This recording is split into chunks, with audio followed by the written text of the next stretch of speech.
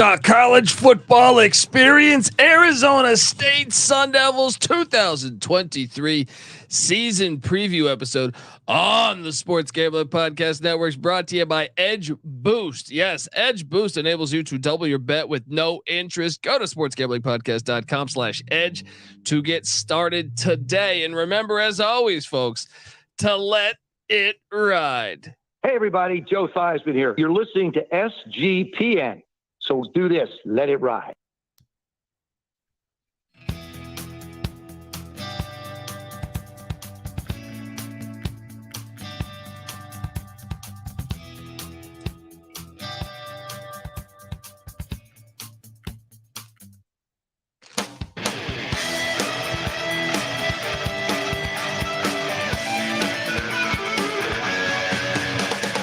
Yes, yes, yes. Woo!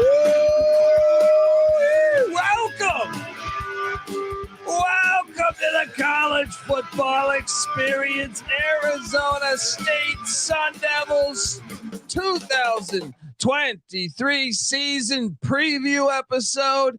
I'm excited to break down the Sun Devils. And look, you're just perhaps wondering just who the hell is, you're listening to. Who's this idiot screaming into the microphone? Well, my name is Colby Swinging Database Dad, aka Pick Dundee. That's not a pick. This is a pick. He was raised in the land down under, where a man thinks on his feet, speaks with his fists, and lives by his wits. When Dundee happened, he was a superstar. I smoke and I drink and I don't have stress and I'm healthy. And you're nothing but a chameleon, lemon-headed, coward, terrorist pussy. And I'm after you, buddy. You're going to pay for it. Good night.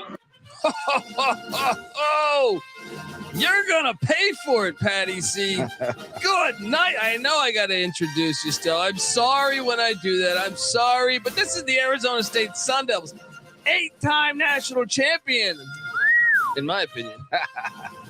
The Colby Dant metric. Well, they have 7 undefeated seasons where they never lost a game, and they have another one where they had the same record as the national championship, 11-1. So Florida won the national championship in '96. Yeah, at 11-1. BYU was 11-1. Arizona State was also 11-1.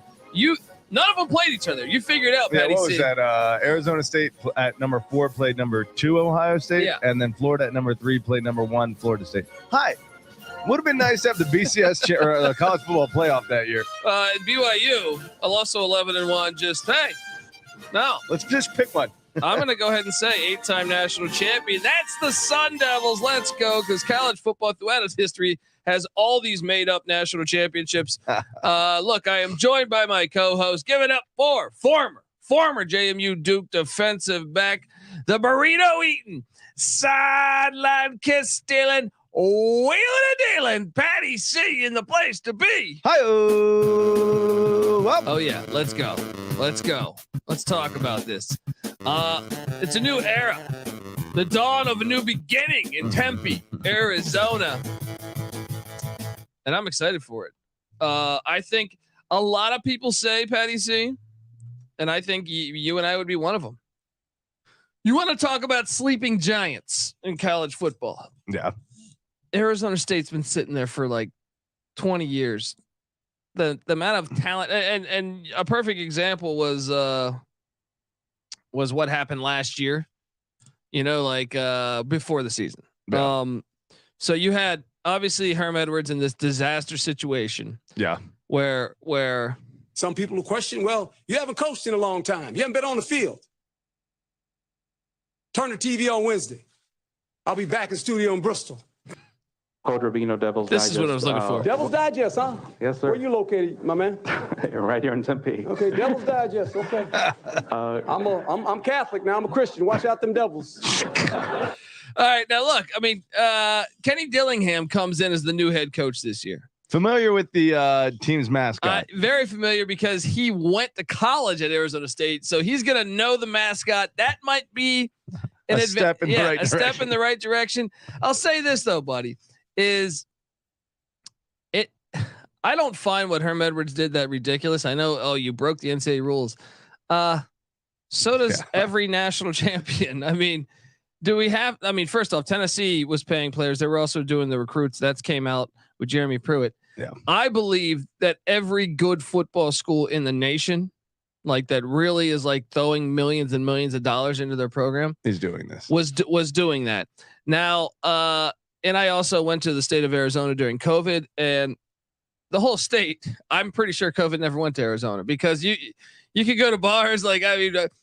I remember I was in Sedona. I went hiking and stuff, but I didn't know coming out of LA that, I'm wearing a mask and they're making fun of me as I go into a bar there. Yeah. Right. And I go, oh shit, I didn't know you guys. I have no problem now. Yeah. Let's go. Yeah. All right. But it varied from place to place. Yeah. From state to state. So Herm Edwards saying, hey, we can bring recruits in here. Look, this is a normal day in Arizona here. No one gives a shit. Right? Well, you think about the Ohio State, Michigan's complaining about them. They got it on social media, them practicing when they're not supposed to be. Oh yeah. No, Michigan's another one that they got hit with some sanctions with recruiting during this. Look, everyone was doing it. That's what I'm saying. Anyone with real money behind it. Okay. Maybe Northern Arizona wasn't doing it. Maybe, right. But so I don't find it that ridiculous. What I do find ridiculous though, is that they hit them with these the sanctions are pending and everyone transferred out because they knew, and they fired Antonio Pierce and Herm. I don't even understand why they kept Herm if they were going to, there was talk that they were giving away their playbooks. Yeah. They should have just, if they wanted a new look, they should have just got rid of him a year ago. Right. You didn't have to sabotage the program for another year. But you can tell when you have the power to fire him. But back to our sleeping giant thing though, buddy, you can tell if you looked around at the, all those players that mass exodus a year ago. Now they had another mass exodus this year when Herm was officially gone, but a year ago, Jaden Daniels goes to the SEC championship, beats Bryce Young in a big time spotlight game where he played fantastic. Yeah. You go one by one, I think, and look at what LV Bunkley Shelton went to Oklahoma, was a wideout. Spencer, offensive tackle Spencer Lovell started at Cal. Ricky Pearsall was starting at Florida. Eric Gentry, linebacker for USC, the tall drink of water. That guy was probably their best offensive player a year ago. Who's the guy that went to Florida State? So I'm saying it's another wide receiver. They had Lanyata Alexander go to Washington as a wideout. Who am I? Johnny Wilson is who you were thinking of. Yeah, he's like that's super what I'm saying. talented. So you saw throughout the landscape how, it made me wonder, what would this team have been like had they been able to have everybody? Yeah. And I know Herm Edwards, very conservative coach, but either way, he's gone. And Kenny Dillingham comes in, who resurrected Bo Nix's career. Yeah. Kenny Dillingham was the OC of Auburn, goes to Oregon where he, was the OC. They resurrected Bo Nix's career. Can he do it again? Now he's really Arizona's son. He's Arizona's son, Arizona State's son. I'm sorry, not Arizona's. Right. And this is a guy that was a high school coach there. He's plugged in. He wants to change. He comes in with a ton of energy. This is his dream job. I don't think he'll be leaving for another job. Yeah. What do you think of this? I mean, I think it has potential to be a good hire. I mean, certainly when you have a guy that is a you kind of guy, a your team guy, and he's got the credentials, then you take him. He's young, he's energetic. He's the opposite of what Herm Edwards was bringing to the table. Herm Edwards was a seasoned hand. Well, we were baffled by the hire originally. Yeah, with Herm Edwards. I don't think it was necessarily a terrible hire. I don't think it was either. I think most people define it as a terrible hire, and I think that's unjust. Yeah, it was just a bit perplexing at the time. Yeah, absolutely. Yeah. But would you say this is a sleeping giant? Yeah, absolutely. I mean, when you look at their record, though, it doesn't suggest that. And the history of their program, I want to say. But I've been to Tempe. Yeah, I mean, there's tons of talent. If I'm just 2 years ago, their national composite talent position was number 26. So I don't know if that qualifies as a giant, but top 25, top 30 program. But NIL, you have this. You're right there in Phoenix, Scottsdale. They have area, more potential than that. Yeah. Oh, dude, I actually think they could be a top 15 recruiting team if they figured it out. Yeah. Yeah. And I also think when you show recruits at campus, yeah, you can show people, Alabama all you want, or show Michigan all you want. Yeah. Tempe is Tempe. Yeah. You know what I mean? Like that's what do we call it? The Playboy Mansion? Yeah, exactly. All right, we're gonna dive more into it, folks. But before we do that, I want to tell you that the Arizona State Sun Devils season preview is brought to you by Edge Boost. Edge Boost is the world's finest bet now, pay later Visa card. Edge currently offers up to $2,500 in betting advances, which can be an extremely valuable tool. Imagine what you can do with an increased bankroll. Maybe get down on some of your favorite futures. Maybe you want to bet the over or the under on the Arizona State Sun Devils. All right. And you can do all that without tying up your bankroll for months. You could double down on a favorite bet you like, or, even use something to create a middle or a hedge, we don't advise it, but maybe, maybe some people like doing that. Edge Boost isn't some sleazy loan shark either. You're not got to worry about your kneecaps getting busted because they charge 0% interest. Yes, you heard that correctly. I don't know that I've ever heard of a place where you can, bet all your bets and basically get a loan and they don't charge you any interest. What a fantastic thing we got going money here. Kind of dealio. Yeah. Edge Boost can also be a part of a responsible gambling plan, as you can set up daily, weekly, monthly limits across all of your betting accounts in one place. Support SGPN and grow your bankroll by going to sportsgamblingpodcast.com/edge to sign up. That's sportsgamblingpodcast.com/edge. You must be 21 years or older to use. Problem with gambling? Call 1-800-GAMBLER. All right, we are back on the Arizona State Sun Devils 2023 season preview. I mean, okay. Patty C, we know. Yeah, I feel like Dion is getting the brunt of this new era of college football. In terms of taking heat for overutilizing the transfer portal. Even though they had 26 players leave the program a year ago when Carl Durrell was there. Teams that are not being talked about are like Kent State and say Arizona State. Yeah. Because this is buckle up. I'll just say this, buckle up. Departing.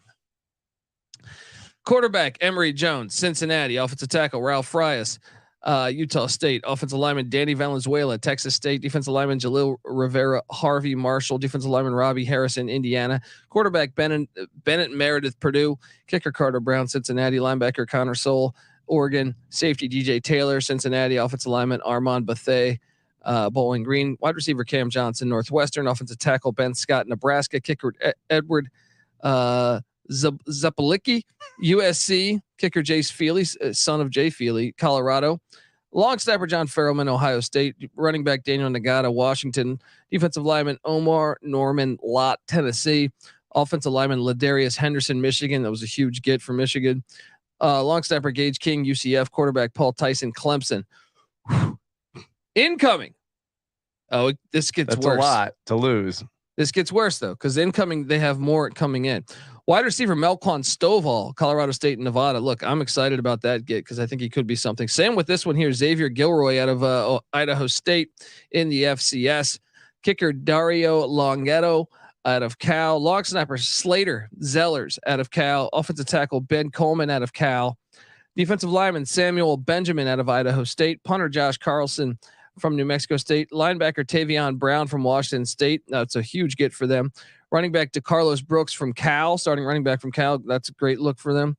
Or it's a great get for them, I should say. Defensive lineman Deshaun Mallory from Michigan State. Quarterback Drew Pyne from Notre Dame. Offensive tackle Bram Walden from Oregon. That's a big get. Pyne's obviously, Pyne could be a difference maker.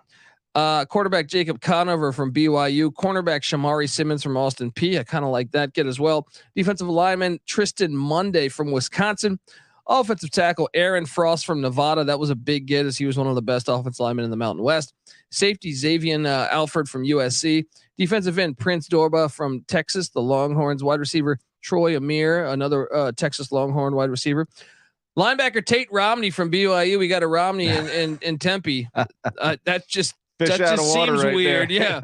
Linebacker Crew Jackson from Kansas State. This is a guy who started some games there. That's a great get for them. Defensive end Clayton Smith from Oklahoma. Offensive lineman Lefe Fanatu from UNLV. Wide receiver Jake Smith from USC. running back Cameron Skattebo from Sacramento State. If you watch FCS football, Sacramento State had an undefeated regular season. This guy's a baller. 1,372 rushing yards, 7 yards per rush. Yeah. 9 yards per rush the year before that. Getting it done. The defensive lineman Ian Schul from New Mexico, offensive lineman Sione Finahu from Purdue, offensive lineman Cade Briggs from Texas Tech, wide receiver Jordan Tyson from Colorado. A lot of in and a lot of out, buddy. Just the way we like it. This is the 405 freeway right here. This is just. Now they also got Jaden Rashada. Remember that story out of Pittsburgh, California? Jaden Rashada, big time high school recruit. I think 5-star, if memory serves. If not, then a high 4-star. He originally was going to go to the Miami Hurricanes. Then Florida came in and stole him with NIL money, $13 million they promised him, which he never saw. He was then released. He was the first player like on the national landscape to be released of his national letter of intent. His dad played at Arizona State, so he ends up with Kenny Dillingham in Arizona State. Nice pickup. It is a nice pickup, but I'm just saying, like all these players, it makes it incredibly hard for me to get a gauge on this team. Now, I know we can rattle off the stats from a year ago. I don't know how relevant it is. I feel like we should just do it. 78th in scoring offense, 89th in rushing offense, 46 in passing offense, 66 in total offense. The only problem is they're only bringing back 3 offensive players. I mean, both leading receivers though. Yeah. Elijah Badger, 866 yards, 7 touchdowns, and Giovanni Sanders back. Also an offensive lineman and Isaiah Glass. I still, it's going to be interesting. They bring in Beau Baldwin to run the offense. I remember him as head coach of Eastern Washington. He was also most recently at Cal Poly. Struggled at Cal Poly, but I do think they're going to be a kind of a pass happy offense. Yeah. It's hard to get a gauge on this. I mean, I think Drew Pyne's going to start. They still got Trenton Bouguet that played pretty well last year, and then you have my thing is like I think he knows this is kind of a throwaway year. Yeah. Like I'm not. I look. That doesn't mean they can't get to a bowl. So the question is would they turn to Rashada at some point this year? Potentially. I mean, I think Pyne is probably serviceable. Pyne and Bouguet. Bouguet played pretty solid last year. Yeah. So, I mean, you're talking about Rashada probably being 3rd or 4th on the depth chart, but you just wonder, like, since he's got the keys to this program, yeah, do you just go all in and play him as a freshman? Is he a true freshman? Yeah.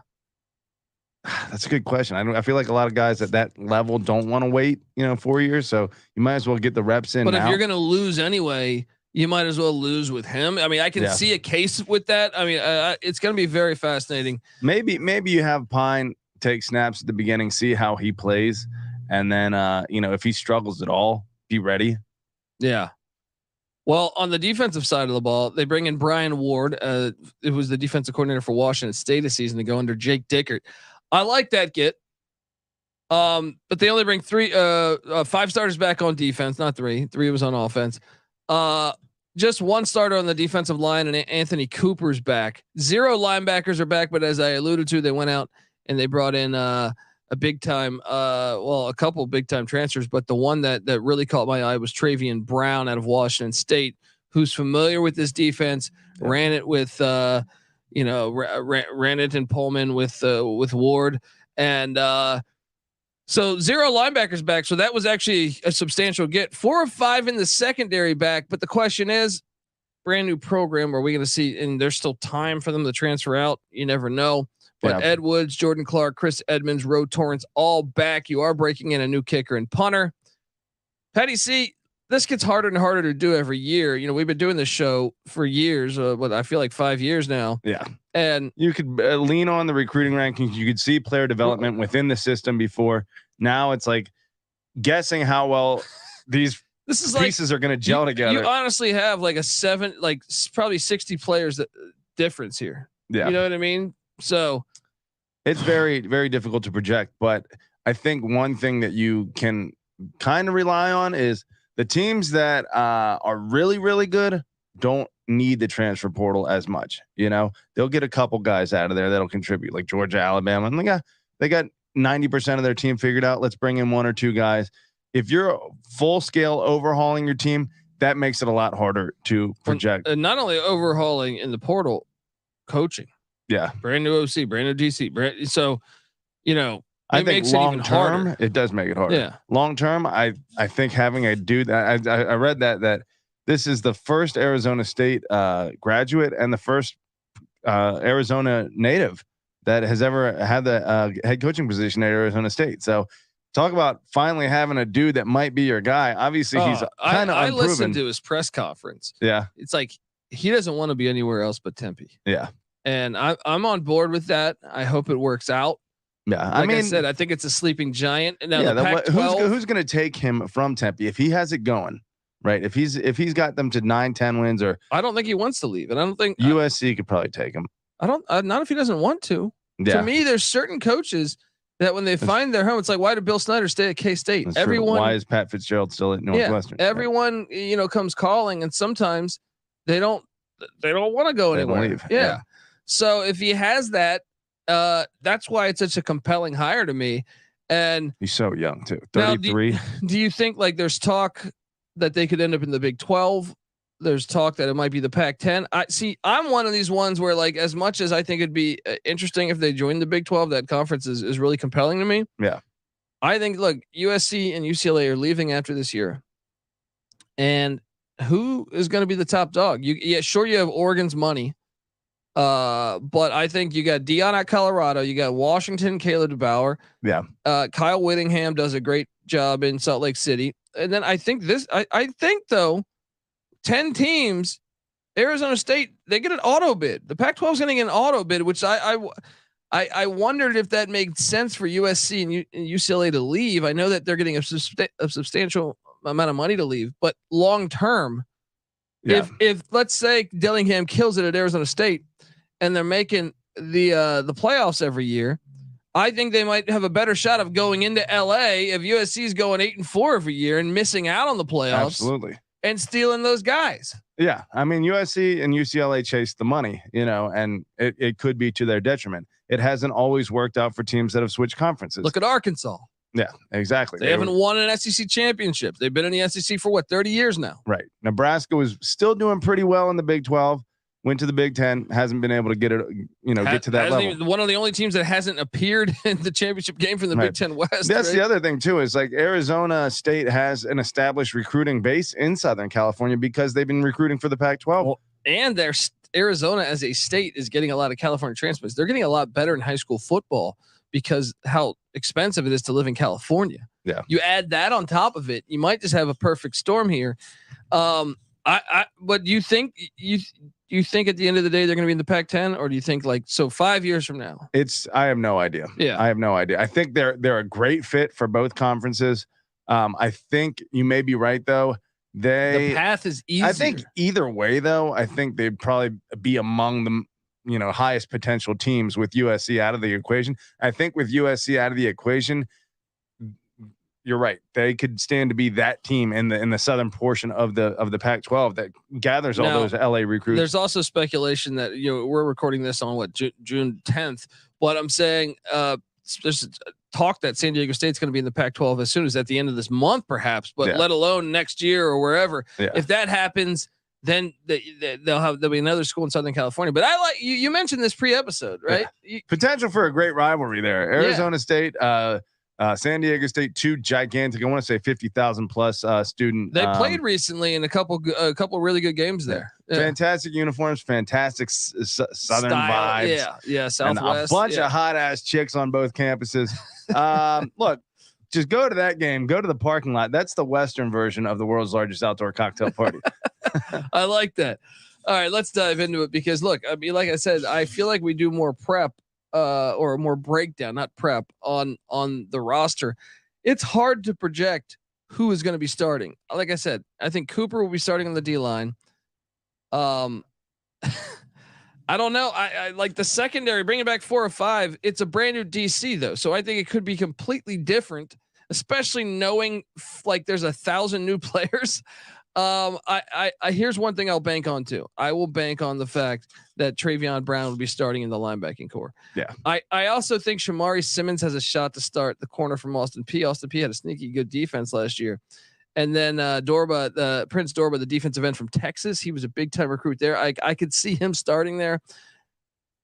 I know we normally go deeper into this, but this is going to be like our Colorado preview where you're just like, we'll see who starts. Yeah. It's like you can't take too much from the spring game because they probably want to keep it basic so you don't get stolen. That's the new thing with the portal being crazy. The spring game's been devalued. They don't release a depth chart.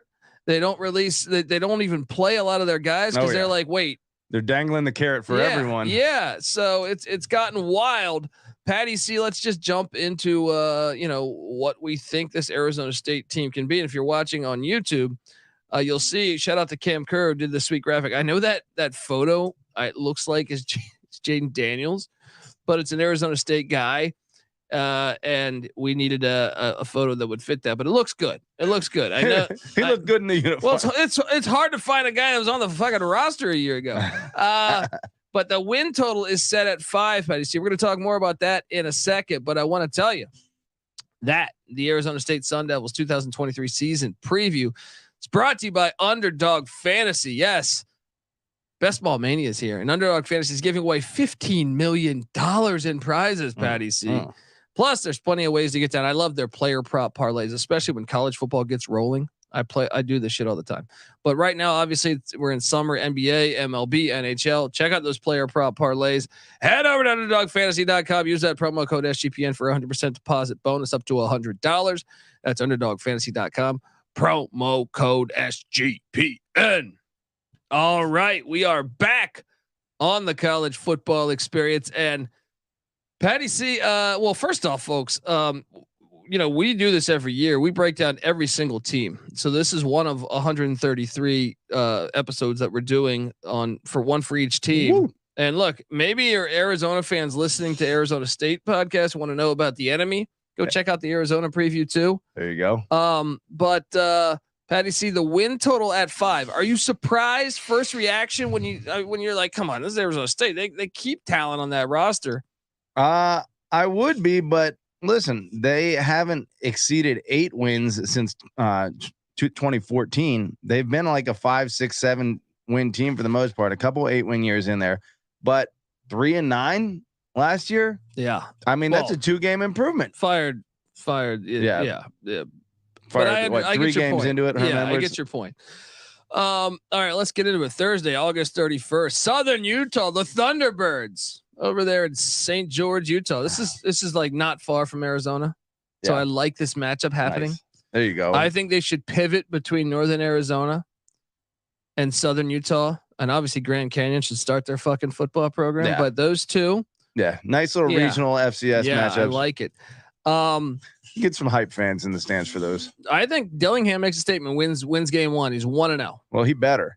That would be a bad look to lose an FCS game on your first start. He gets it done here. Drew Pyne looks really good. And then the very next week, the mullet. I'm a man. I'm 40. Mike Gundy comes into town. And this is where I think they lose their first game. But I actually think, because Oklahoma State had a lot of turnover too. I think if you're going to have a great year or like a really surprise year, this game becomes one that they need to take, right? Yeah. I mean, this having home field advantage in this game is huge. All time series is 2-2. First started in 1984. So, we're going to see what was the score to that game last year? 17-34 on the road. They took an L. So I think it's probably more of the same this year. Yeah. Even at home. I think I lean Oklahoma State. Do we know what time the kickoff for that game is? I don't think so.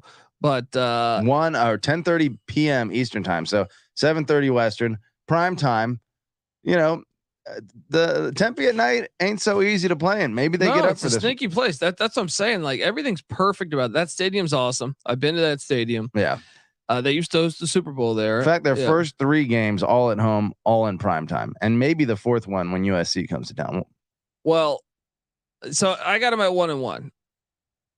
It's just year 1. Yeah. So I think it's asking a lot. Well, Then Jeff Tedford and Fresno State come into town. That's an L too. I think it's an L too. They beat him in 2018. I think, or Fresno beat him in 2018. I think Fresno's just way ahead of them right now. Yeah.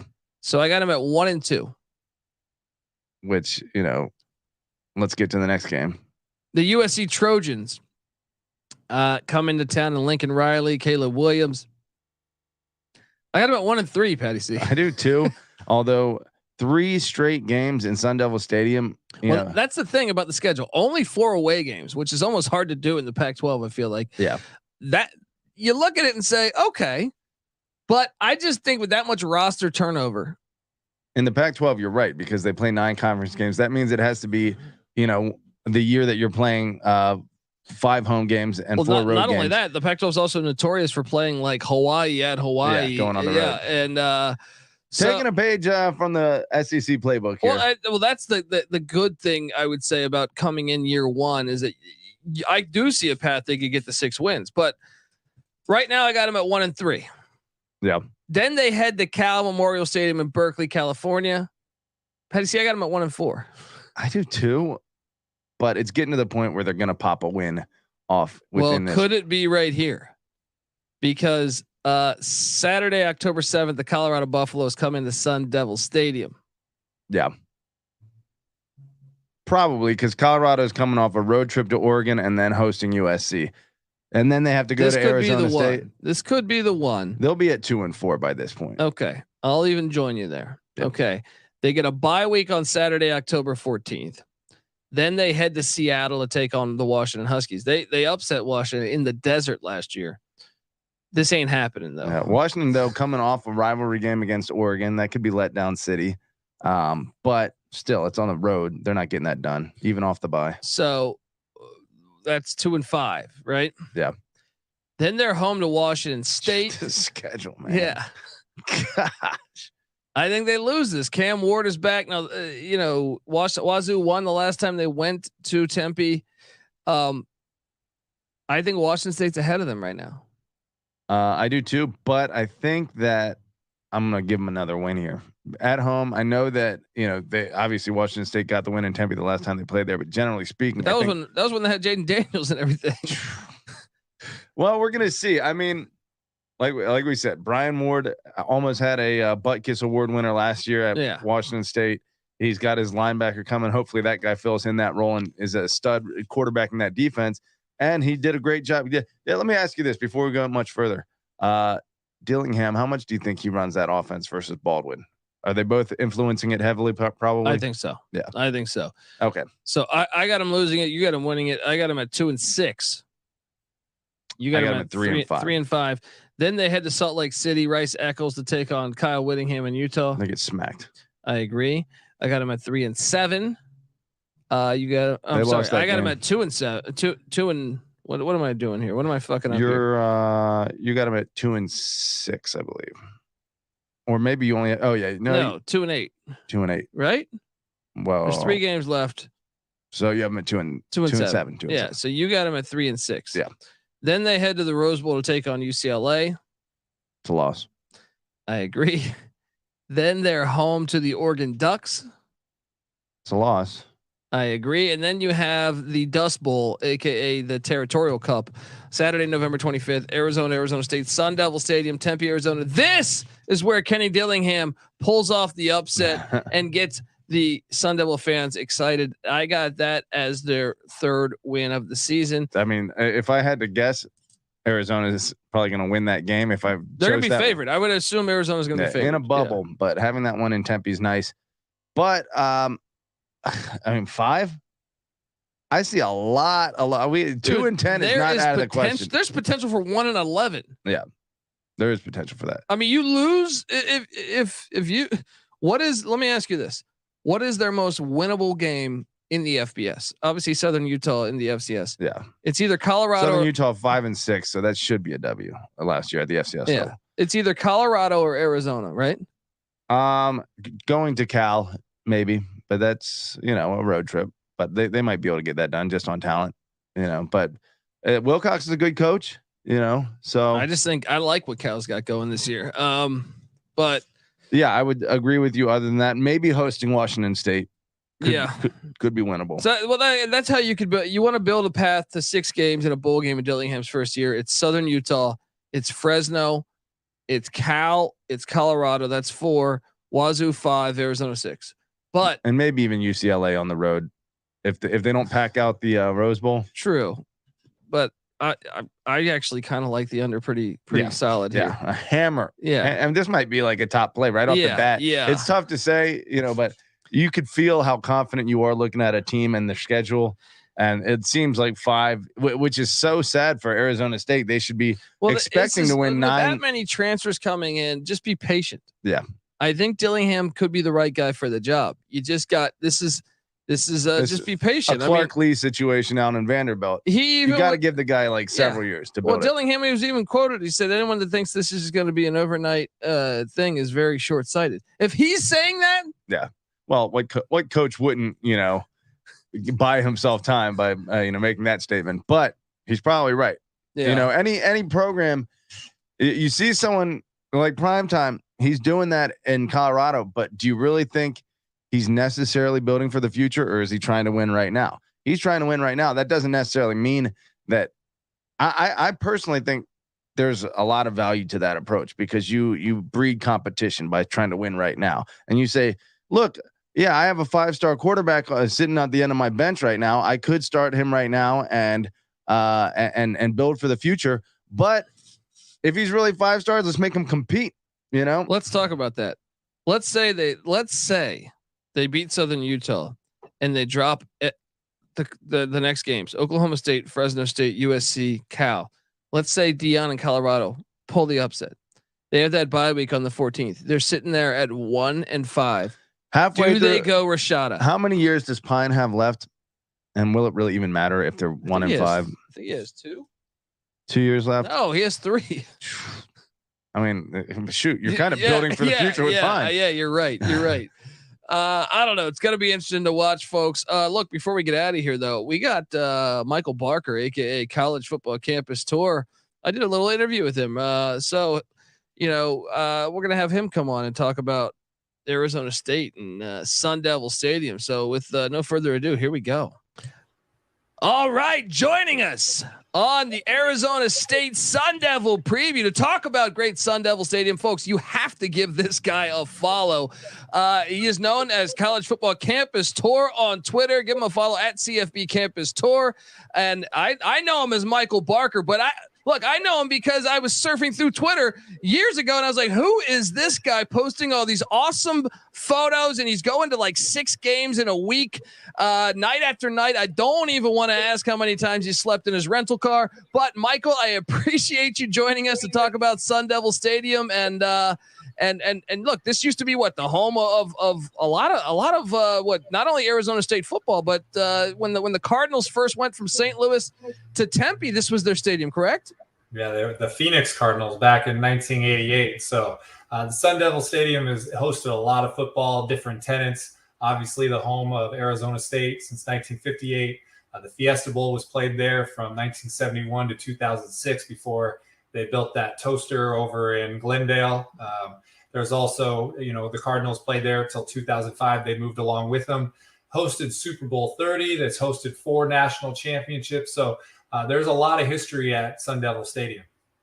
Yeah, and they even have a statue, correct? They have the legendary Pat Tillman, right? They do. So in the one of the end zones overlooking the field, Pat Tillman, obviously alum of Arizona State, killed in battle in 15, 20 years ago. So they honor him with the statue looking out there. Went to a spring game under Herm Edwards a couple years ago. During the game, they let you walk over, take photos, pay your respects. So very cool way to honor an American hero. Yeah, definitely. So look, if you're in the Arizona area, I don't care. Like you said, the Toaster Oven Stadium that the Cardinals play in now, that is garbage in my mind. Look, no disrespect. I just feel like if you're in Arizona, get yourself out to Sun Devil Stadium, or I'm not gonna promote the Arizona Wildcat Stadium on an Arizona State podcast. So get yourself out to Sun Devil Stadium. Kenny Dillingham and this team should be an exciting team for years to come. And Sun Devil Stadium, I've been to this stadium. I had a great time at the stadium. I even enjoyed that little hike that's right behind the stadium, where there's a big ASU. I feel like in the desert, rocks there. But I love this stadium, and I feel like I don't think I knew when I went that they hosted the Super Bowl there. I knew they had the Fiesta Bowl, but I didn't know Super Bowl 30. You said Super Bowl 30 is the Larry Brown game where he picked off Neil O'Donnell like 20 times. But yeah, what's really interesting is the Arizona State Sun Devil Stadium.